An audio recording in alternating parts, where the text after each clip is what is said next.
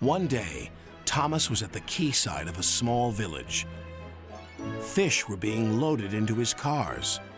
The work took a long time. The fishermen were using old equipment, and Thomas was worried. "I'm going to be late for Henry at the docks. He won't like this. Please hurry up." Thomas was rudely interrupted.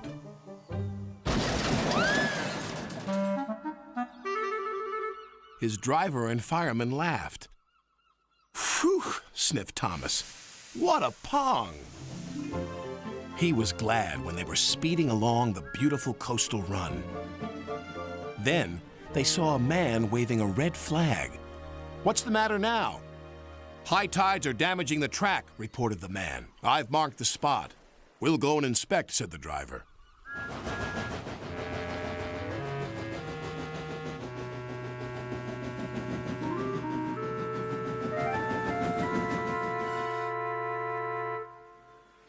"It would be dangerous for heavy engines like Henry," agreed the driver.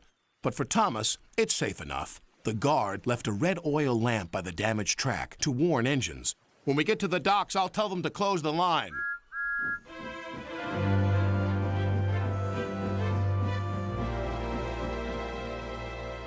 Henry was waiting for Thomas's cars.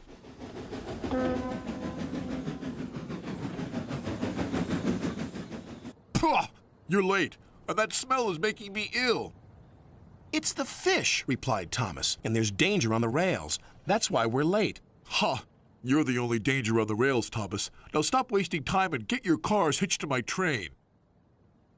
Thomas's driver and fireman were in the yardmaster's office when they heard Henry's whistle. He was steaming out of the station with his long, heavy train called the Flying Kipper.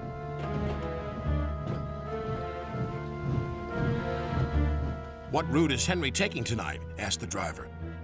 "The coastal run. It's the quickest." "But I told you," gasped the driver. "That's dangerous for a big engine like Henry." The yardmaster quickly phoned the signalman. Henry roared past the signal box. "I'll soon make up for lost time."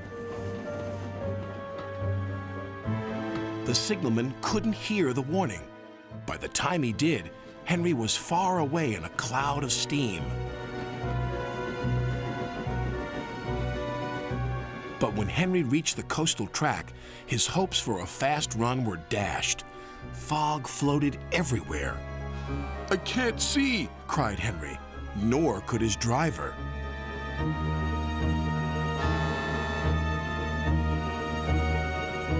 And when he could, it was too late.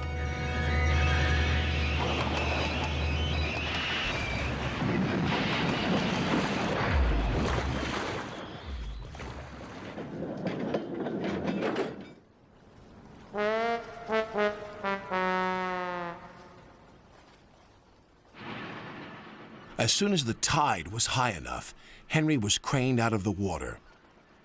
"Engines don't swim, Henry. You were meant to deliver fish, not swim with them. You should know that by now." "Yes, sir. I'm sorry, sir."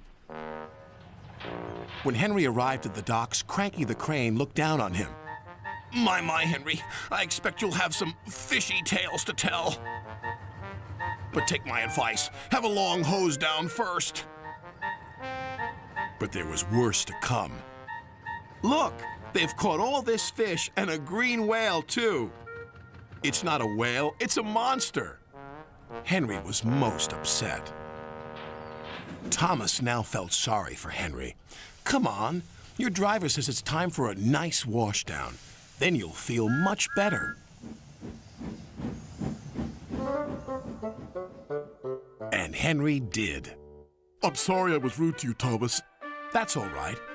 But can you smell something?" "What?" "Fresh air," "Oh, yes," replied Henry happily.